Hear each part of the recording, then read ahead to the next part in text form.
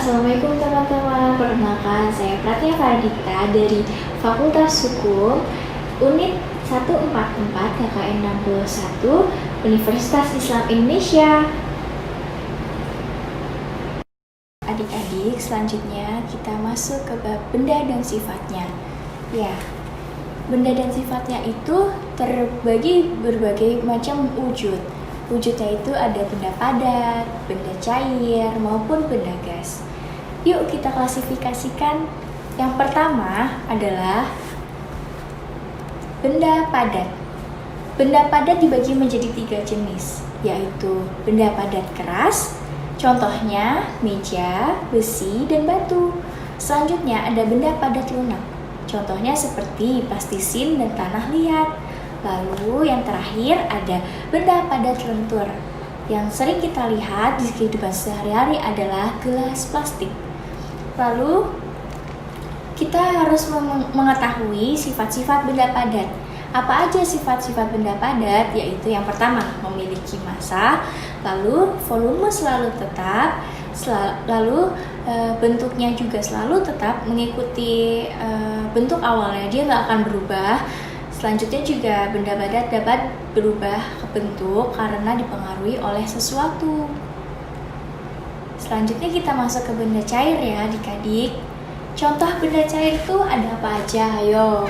Yang pertama ada air minum, yang kedua ada air sungai, yang ketiga ada minyak goreng, yang keempat ada kecap, lalu yang lain-lain ada sabun cair, teh, dan kopi yang seperti kita biasa konsumsi sehari-hari. Nah, selanjutnya kita harus mengetahui apa itu sifat benda cair. Yang pertama, sifat benda cair itu memiliki massa. Yang kedua, bentuknya berubah sesuai dengan wadah. Jadi adik-adik ketika memasukkan benda cair ke dalam suatu wadah, maka benda cair tersebut akan mengikuti bentuk wadah tersebut. Yang selanjutnya, volume selalu tetap. Dapat diukur dan dinyatakan dengan satuan liter atau L. Lalu, sifat selanjutnya merupakan permukaan benda yang selalu tenang dan selalu datar. Nah, sifat benda itu nggak hanya yang saya sebutkan tadi ya adik-adik, yaitu ada benda cair mengalir ke tempat yang lebih rendah, lalu air juga meresap melalui celah-celah sempit. Apa tuh contohnya? Seperti adik-adik sering mengetahui kan, akar pada tumbuhan itu meresap air agar tumbuhan tersebut dapat tumbuh dan berkembang biak. Nah, proses meresapnya zat cair pada celah-celah sempit itu disebut dengan kapilaritas. Oke, selanjutnya kita masuk ke sifat benda cair yang lainnya, yaitu benda cair itu dapat menekan ke segala arah. Contohnya dalam suatu wadah yang memiliki banyak lubang, adik-adik bisa melihat ketika wadah tersebut dimasukkan air, maka air tersebut akan keluar melalui celah-celah yang ada pada lubang tersebut. Dan sifat yang terakhir yaitu adalah benda cair melarutkan zat tertentu. Seperti itu. Nah, selanjutnya kita masuk ke wujud yang ketiga, yaitu benda gas.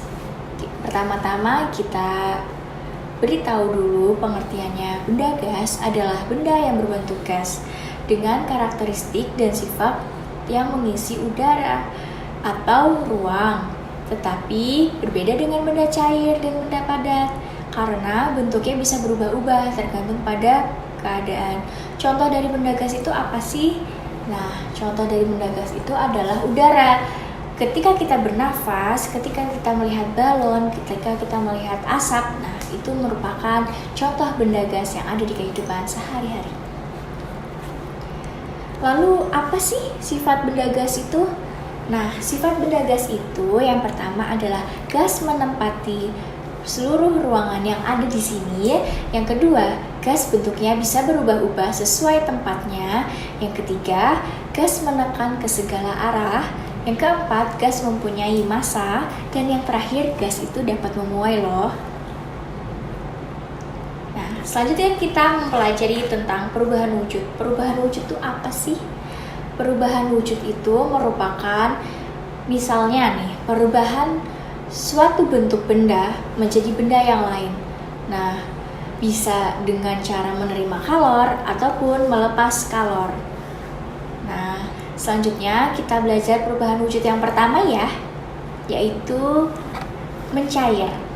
Mencair adalah peristiwa wujud benda padat berubah menjadi benda cair. Contohnya apa sih? Kayak misalkan kita lagi makan es krim di ruang terbuka, terkena udara panas, maka es krim yang adik-adik pegang akan meleleh dengan sendirinya karena terkena udara panas. Lalu selanjutnya perubahan wujud yang kedua yaitu membeku. Apa sih membeku itu? Nah, yang perlu adik-adik ketahui, membeku itu merupakan perubahan benda zat cair menjadi benda padat. Kenapa bisa seperti itu? Ya contohnya es batu. Ketika adik-adik memasuki benda cair ke dalam suatu wadah, lalu adik-adik masukkan ke dalam freezer di kulkas, maka benda cair tersebut akan menjadi keras dan membeku. Itu kenapa disebut dengan perubahan wujud membeku. Oke, yang ketiga selanjutnya kita masuk ke perubahan wujud menguap. Apa sih menguap itu? Menguap itu merupakan perubahan wujud benda dari benda zat cair menjadi benda zat gas. Contohnya apa?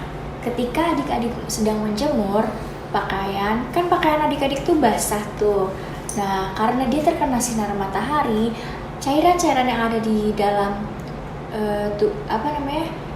baju adik-adik dia akan menguap ke atas. Maka setelah baju kita jemur, dia akan kembali kering dan kita bisa memakai lagi. Selanjutnya, mengembun. Apa sih mengembun itu?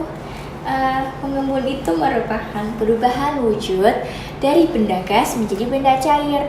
Kenapa bisa mengembun? Ya, contohnya seperti adik-adik ketika lagi hujan, kaca-kaca di rumah adik-adik tuh akan keluar cairan-cairan yang bisa adik-adik lihat dengan cara misalkan menuliskan nama adik-adik di kaca tersebut, ataupun adik-adik akan melihat tumbuhan atau tanaman yang pada saat pagi hari dia akan mengeluarkan benda-benda cair gitu, maksudnya benda zat cair yang ada di atas daunnya. Nah, itu namanya peristiwa mengembun.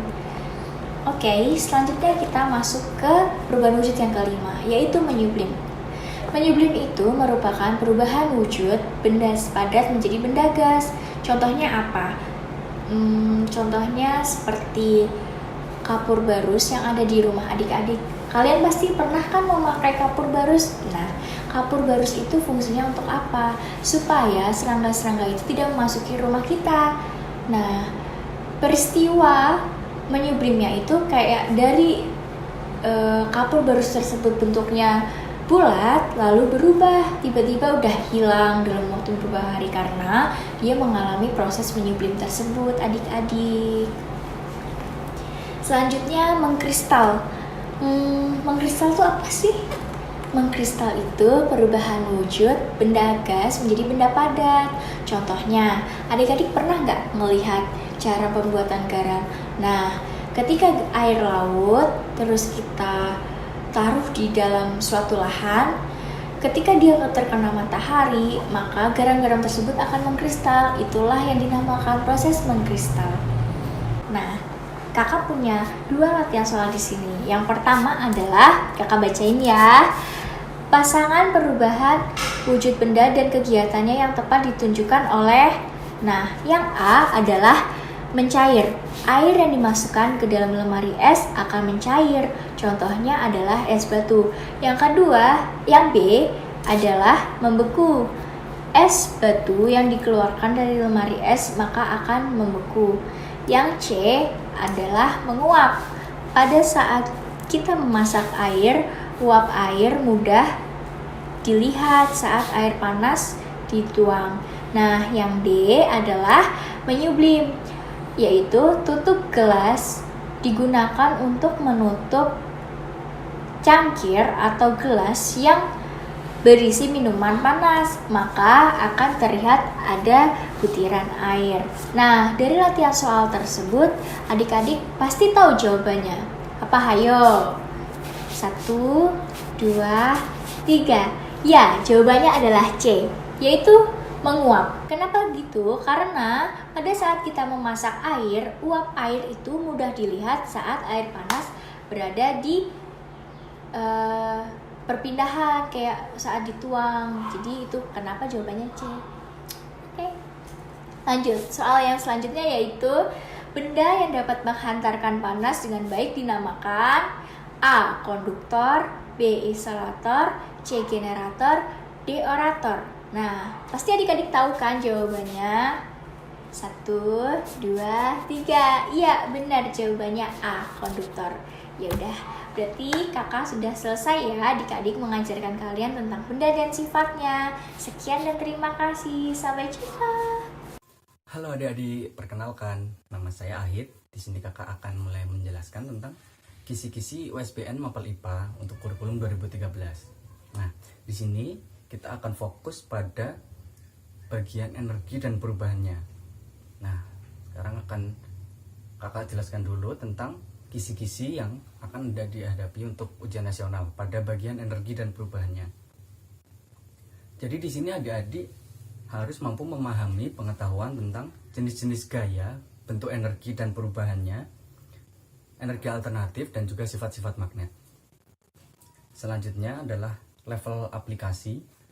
Adik-adik mampu mengaplikasikan pengetahuan tentang pengaruh gaya terhadap gerak, arah, dan bentuk benda, kemudian bunyi, cahaya, perubahan energi listrik, dan penghematan energi listrik. Selanjutnya adalah energi alternatif dan cara penggunaannya, kemudian listrik dan magnet. Nah, untuk level kognitif penalaran, peserta didik atau adik-adik ini harus mampu bernalar tentang hubungan gaya dengan gerak, kemudian bunyi, dan juga cahaya.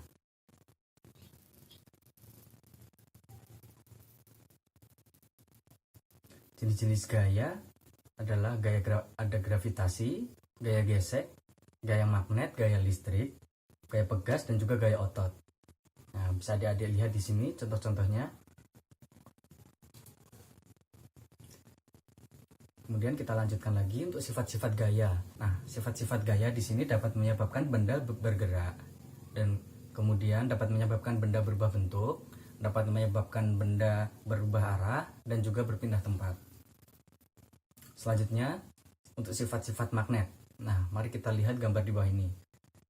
Nah, magnet dapat menarik benda dari bahan tertentu. Bahan apa sajakah itu? Kita bisa lihat bahwa benda yang bisa ditarik oleh magnet itu adalah seperti besi dan juga baja. Nah, untuk kayu, plastik, dan kertas itu tidak bisa ditarik oleh magnet. Kemudian magnet mempunyai dua kutub, yaitu kutub U dan kutub S. Kutub U itu menandakan mengarah ke utara bumi, kemudian kutub S itu mengarah ke selatan bumi. Apabila kutub U dan kutub S didekatkan, maka yang terjadi adalah saling tarik-menarik. Tetapi apabila sebaliknya, kutub U dan kutub U yang didekatkan, maka akan terjadi saling tolak-menolak. Nah, dari gambar tadi kita bisa tahu bahwa sifat magnet yang pertama mempunyai gaya tarik terhadap benda magnetik, kemudian yang kedua, magnet mempunyai dua kutub, yang ketiga, gaya magnet terbentuk dari medan magnet, yang keempat, sifat tarik-menarik, dan juga sifat tolak-menolak. Nah, mari kita lanjutkan ke bentuk-bentuk energi. Mari kita simak dulu video di bawah ini.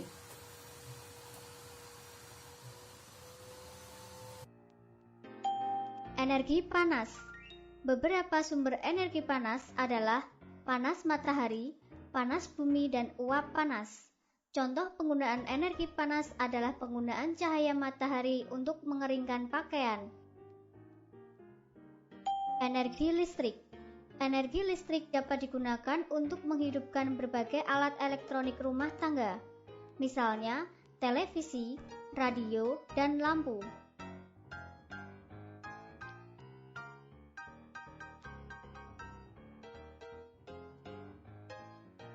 Energi cahaya. Pada malam hari, cahaya lampu menerangi sekitar kita. Energi bunyi. Alat musik ketipung menghasilkan bunyi dari pukulan tangan yang dinamakan energi bunyi.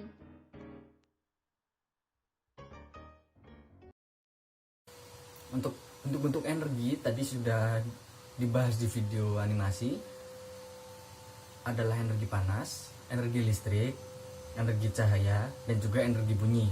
Nah, kita akan lanjutkan ke energi gerak, kimia, dan juga nuklir. Energi gerak itu contohnya seperti arus air atau arus angin. Nah, kemudian energi kimia contohnya seperti baterai atau aki pada kendaraan bermotor. Kemudian energi nuklir contohnya seperti PLTN, pembangkit listrik tenaga nuklir, yang nantinya akan mengubah tenaga nuklir menjadi energi listrik. Kemudian jenis-jenis perubahan energi listrik. Nah, di sini contohnya bisa adik-adik lihat sendiri yang sudah ada di video. Kemudian untuk energi listrik dapat berubah menjadi panas, gerak, bunyi, cahaya, magnet, dan juga kimia. Nah, cara untuk menghemat energi listrik. Bagaimanakah cara untuk kita biar energi listrik itu menjadi hemat? Nah, yang pertama adalah mematikan alat listrik jika tidak diperlukan. Kemudian menggunakan AC sesuai keperluan saja. Yang ketiga, kulkas jangan terlalu sering dibiarkan terbuka. Yang keempat, menyetrika baju sekaligus. Jadi jangan menyetrika baju satu-satu. Nah, yang kelima, mencuci baju dengan mesin cuci langsung kita penuhi saja, langsung kita cuci semuanya. Jangan sedikit-sedikit. Kemudian kita lanjutkan jenis-jenis energi alternatif. Nah, energi alternatif di sini ada matahari, air terjun, angin, gelombang air laut, nuklir, dan juga geotermal atau panas bumi. Nah, selain ini, energi alternatif yang lain itu seperti biogas, biomasa, biosolar, itu juga termasuk energi alternatif. Oke, kita akan lanjutkan ke latihan soal. Silahkan adik-adik kerjakan dulu latihan soalnya. Nanti di akhir kita akan lakukan pembahasan pada soal-soal ini.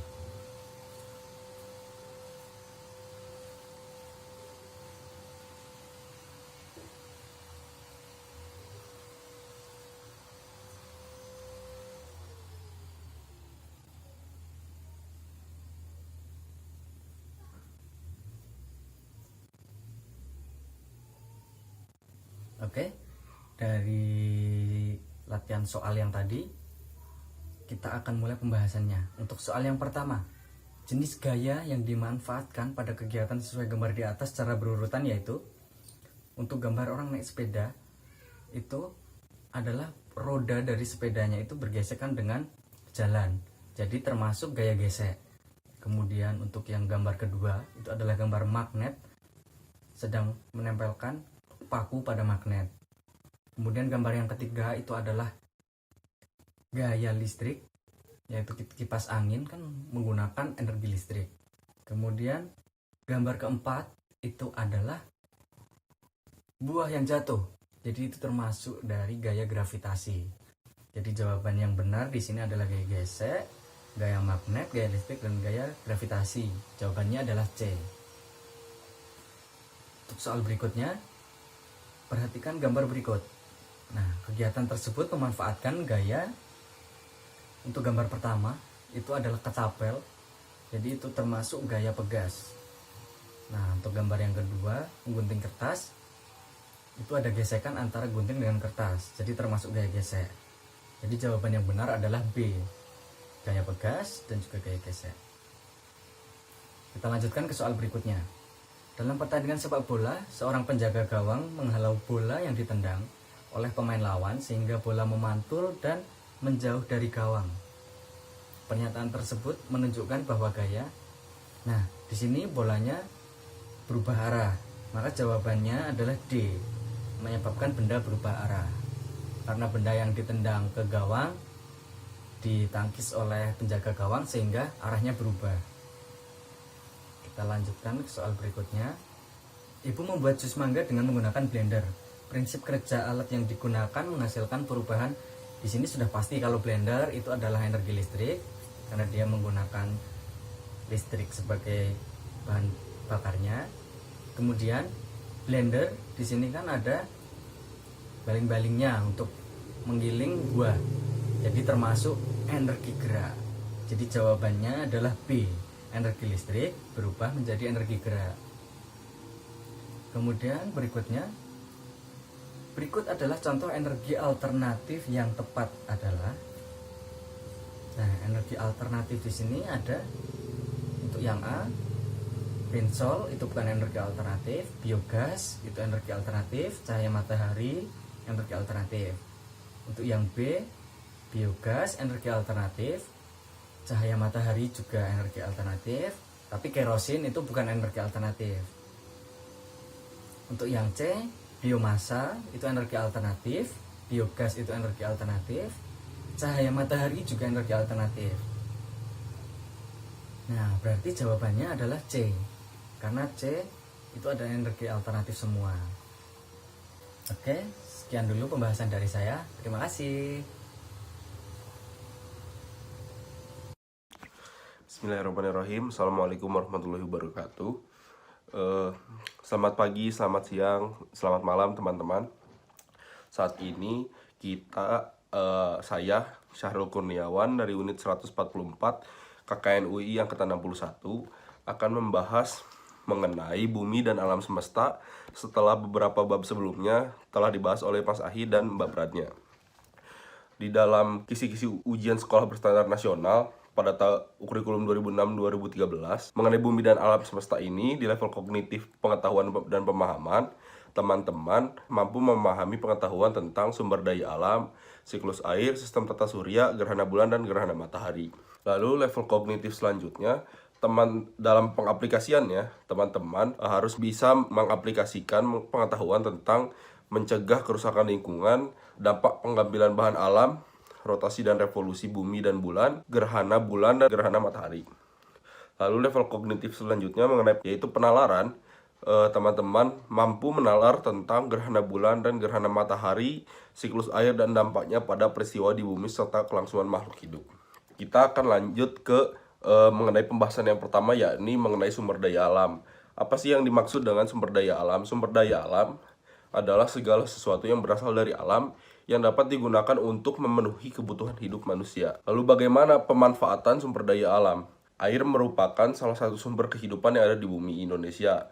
Salah satunya negara yang kaya akan sumber daya air. Itu terbukti karena Indonesia memiliki banyak laut, sungai, danau, dan sumber air lainnya. Sungai sebagai salah satu sumber air bisa dimanfaatkan, misalnya dengan cara dibangun bendungan. Bendungan sendiri memiliki fungsi yang sangat banyak. Contohnya mengumpulkan air, irigasi, dan pengendali banjir. Selain itu, air juga bisa dimanfaatkan sebagai pembangkit listrik dengan cara membangun kincir atau turbin di dekat aliran air terjun. Kita mengenal ini dengan sebutan pembangkit listrik tenaga air atau PLTA. Listrik sendiri bermanfaat untuk menghidupkan alat elektronik, menyalakan sumber penerangan, mengisi daya baterai, dan lain-lain. Selanjutnya mengenai fungsi lingkungan. Fungsi lingkungan yang pertama adalah sebagai tempat mencari makan. Contohnya, nelayan membutuhkan laut untuk mencari ikan. Kedua, lingkungan berfungsi sebagai tempat berkarya dan bekerja. Contohnya, pelajar belajar di sekolah, orang dewasa bekerja sesuai dengan profesinya. Yang ketiga adalah lingkungan sebagai tempat tinggal. Manusia memerlukan tempat tinggal untuk berteduh, istirahat, dan berkumpul bersama keluarga. Karena begitu pentingnya lingkungan pada kehidupan kita, tentunya kita harus merawat lingkungan dengan sebaik mungkin. Lalu bagaimana sih cara merawat lingkungan? Cara merawat lingkungan, contohnya kita bisa membuang sampah pada tempatnya, menjaga kebersihan, menghemat air, melestarikan tumbuhan. Kalau sudah terawat, maka lingkungan kita akan sehat dan nyaman untuk ditinggali. Ciri lingkungan sehat adalah asri, bersih, memiliki udara yang segar, dan punya sumber air yang bersih. Dan manfaat sumber daya alam sebagai sumber energi dan bahan bakar, pembangkit listrik, untuk kebutuhan makan dan minuman manusia, suplai oksigen, bahkan mata pencaharian atau sumber pendapatan, dan bahan baku industri. Sumber daya alam yang dapat dan tidak dapat diperbaharui. Sumber daya alam yang tidak dapat diperbaharui adalah karena sumber daya alam tersebut jumlahnya terbatas. Sumber daya alam ini akan habis suatu saat dan sulit atau tidak mungkin dibuat kembali. Contohnya adalah minyak bumi, batu bara, dan gas alam. Lalu sumber daya alam yang dapat diperbarui adalah sumber daya alam itu bisa dibuat atau dipulihkan kembali. Contohnya matahari, angin, tanah, dan tumbuhan. Kita akan masuk ke latihan soal pada bab mengenai sumber daya alam ini. Menurut teman-teman, apa saja yang dapat kita lakukan untuk memperbarui sumber daya alam? Silahkan teman-teman jawab dengan mempause dulu video berikut ini. Jawabannya adalah, Untuk memperbarui sumber daya alam, kita bisa melakukan banyak hal. Baik sumber daya alam yang dapat diperbarui, contohnya air, tanaman, dan hewan, kita bisa memperbaruinya dengan cara melakukan penghijauan atau reboisasi hutan. Untuk tanaman, sementara untuk memperbarui dan mengolah kekayaan alam berupa hewan, kita bisa mengembangbiakan hewan-hewan atau menjaga kelestariannya agar tidak punah. Selain itu, kita harus menghemat penggunaan air dan listrik. Selanjutnya kita masuk kepada daur air. Daur air adalah pergerakan air melalui 3 fase, yaitu gas, cair, dan padat. Di dalam 4 lapisan bumi, yakni atmosfer, litosfer, hidrosfer, dan biosfer. Daur air memiliki banyak manfaat, yaitu mengatur suhu lingkungan, mengatur perubahan cuaca, menciptakan hujan, dan menciptakan keseimbangan dalam biosfer bumi. Siklus daur air, yakni ada evaporasi. Yang pertama, proses penguapan air yang ada di permukaan bumi karena adanya energi panas dari matahari. Yang kedua, transpirasi, yaitu penguapan air pada jaringan tumbuhan. Yang ketiga, sublimasi, yakni proses di mana es berubah menjadi uap air tanpa terlebih dahulu berada dalam fase cair. Yang ketiga adalah kondensasi. Uap air berubah menjadi partikel es yang berukuran sangat kecil karena pengaruh suhu udara yang rendah. Yang kelima adalah pengendapan, yakni awan kemudian turun ke permukaan bumi sebagai hujan karena pengaruh angin panas atau perubahan suhu. Selanjutnya adalah limpasan, adalah proses di mana air mengalir di atas permukaan bumi. Yang terakhir adalah infiltrasi. Air merembes ke bawah dan menjadi air tanah. Lalu, apa saja kegiatan manusia yang dapat mempengaruhi daur air? Yang pertama adalah menggunakan air secara berlebihan.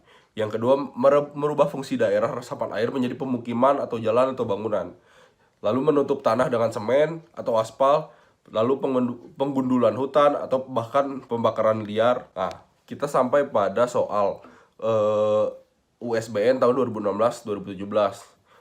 Bisa teman-teman jawab dulu soal tersebut dengan mempause video ini. Selanjutnya pada pembahasan, dalam tahap-tahap siklus air, ada proses evaporasi, kondensasi, presipitasi, transpirasi, dan infiltrasi. Tahap-tahap siklus air pada gambar yang tadi adalah secara berurutan. Yang pertama adalah evaporasi, yang kedua transpirasi, yang ketiga presipitasi, yang keempat adalah infiltrasi. Sehingga jawaban dari soal tersebut adalah jawaban A. Lalu selanjutnya kita masuk pada pembahasan mengenai sistem tata surya. Tata surya adalah kumpulan benda langit yang terdiri atas sebuah bintang yang disebut matahari dan semua objek yang terikat oleh gaya gravitasinya. Ada pula yang menyatakan bahwa tata surya sendiri adalah dari objek-objek benda langit yang bergerak pada bidang orbit yang dikontrol oleh gravitasi matahari. Selanjutnya kita akan membahas mengenai komponen pengisi tata surya. Yang pertama adalah matahari. Matahari adalah salah satu bentuk bintang terdekat dengan bumi sebagai pusat pengikat dari unsur pembentuk tata surya. Matahari adalah sumber energi terbesar dalam kehidupan. Dan matahari memiliki karakteristik sebagai berikut. Yang kedua adalah Merkurius. Merkurius adalah planet di dalam tata surya dan juga yang terdekat dengan matahari. Nama Merkurius sendiri diambil dari nama salah satu dewa bangsa Romawi, yaitu Hermes, yang juga dikenal sebagai Merkurius. Merkurius memiliki karakteristik sebagai berikut. Yang ketiga adalah Venus. Venus adalah planet terdekat kedua dari matahari setelah Merkurius. Sebagian besar permukaan Venus tampaknya terbentuk melalui aktivitas vulkanik. Jumlah gunung berapi di Venus lebih banyak dari bumi. Dengan 167 gunung berapi besar yang lebarnya dapat mencapai 100 km, Venus berotasi searah jarum jam setiap 243 hari bumi, yang merupakan rotasi terlambat di tata surya. Padahal planet lain seluruhnya berotasi berlawanan dengan arah jarum jam ditinjau dari kutub utara matahari. Penyebabnya adalah terjadinya perubahan kutub rotasi Venus, di mana kutub utara ada di selatan dan kutub selatan ada di utara. Sudut inklinasi kutub utara rotasi Venus terhadap kutub utara bidang ekliptika mencapai 177 derajat atau hampir mencapai 180 derajat. Sangat besar dibandingkan bumi yang hanya 23,5 derajat. Karena kutub utara dan kutub selatan Venus bertukar posisi, maka arah putaran rotasi Venus dilihat dari kutub selatan rotasi Venus menjadi searah jarum jam. Namun sebenarnya jika dilihat dari kutub utara rotasi Venus, arah rotasinya tetap berlawanan arah jarum jam. Planet ini biasa diberi nama planet fajar atau planet senja atau bintang kejora. Nama ini diberikan karena sering tampak di kala fajar atau senja. Berikut adalah karakteristik planet Venus. Selanjutnya adalah bumi. Bumi adalah tempat makhluk hidup berada, termasuk kita. Oleh karena itu, dalam bahan ajar ini tidak banyak dibahas kecuali beberapa karakteristiknya.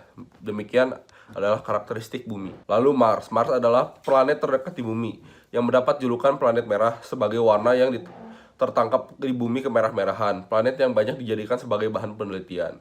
Berikut adalah karakteristik planet Mars. Lalu Jupiter. Jupiter memiliki karakteristik sebagai berikut. Selanjutnya ada Saturnus, lalu Uranus, dan yang terakhir adalah Neptunus. Selanjutnya kita akan masuk pada pembahasan mengenai gerhana bulan dan matahari. Peristiwa gerhana adalah ketika bumi mengitari matahari dan bulan mengitari bumi. Akibatnya bulan kadang-kadang berada di antara matahari dan bumi. Pada saat lain, bumi yang berada di antara matahari dan bulan. Akibatnya matahari atau bulan kadang-kadang tampak gelap sebagian atau seluruhnya. Ketampakan gelap di matahari itu disebut gerhana matahari. Sedangkan ketampakan gelap di bulan saat purnama itu disebut gerhana bulan. Ketika bulan berada di antara matahari dan bumi, ketiganya belum tentu segaris. Bulan mungkin berada lebih ke selatan, mungkin pula lebih ke utara dari garis hubung antara matahari dan bumi bila suatu saat bulan berada tepat segaris di antara matahari dan bulan, bulan akan menghalangi cahaya matahari yang menuju beberapa daerah di permukaan bumi. Ini menyebabkan terjadinya gerhana matahari. Tidak semua wilayah di permukaan bumi yang bisa mengamati gerhana tersebut. Hanya daerah yang tergelapi oleh bayangan bulan itu yang akan melihat gerhana matahari. Lalu selanjutnya kita akan masuk kepada macam-macam gerhana matahari. Yang pertama adalah gerhana matahari total. Gerhana matahari total terjadi apabila saat puncak gerhana piringan matahari ditutup sepenuhnya oleh piringan bulan. Saat itu piringan bulan sama besar atau lebih besar dari piringan matahari. Ukuran piringan matahari dan piringan bulan sendiri berubah-ubah tergantung pada masing-masing jarak bumi bulan dan bumi matahari. Gerhana cincin. Gerhana matahari cincin terjadi apabila piringan bulan hanya menutup sebagian dari piringan matahari.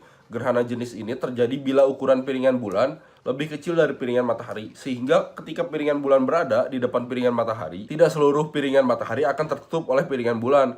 Bagian piringan matahari yang tidak tertutup oleh piringan bulan berada di sekeliling piringan bulan dan terlihat seperti cincin yang berbahaya. Selanjutnya kita akan masuk pada macam-macam gerhana bulan. Yang pertama ada gerhana bulan total dan gerhana bulan sebagian. Gerhana bulan ada dua macam, yaitu gerhana bulan total negatif, yakni pada gerhana ini warna bulan menjadi merah tetapi tidak rata. Yang kedua adalah gerhana bulan total positif. Pada gerhana ini, bulan melalui titik pusat daerah umbra dan warna bulan menjadi merah merata. Lalu selanjutnya gerhana bulan sebagian. Pada gerhana ini, bumi tidak seluruhnya menghalangi bulan dari sinar matahari, sedangkan sebagian permukaan bulan yang lain berada di daerah penumbra, sehingga masih ada sebagian sinar matahari yang sampai ke permukaan bulan. Selanjutnya kita akan masuk pada latihan soal mengenai gerhana bulan dan matahari. Silahkan teman-teman jawab soal terlebih dahulu dengan mempause video ini, lalu kita akan membahasnya.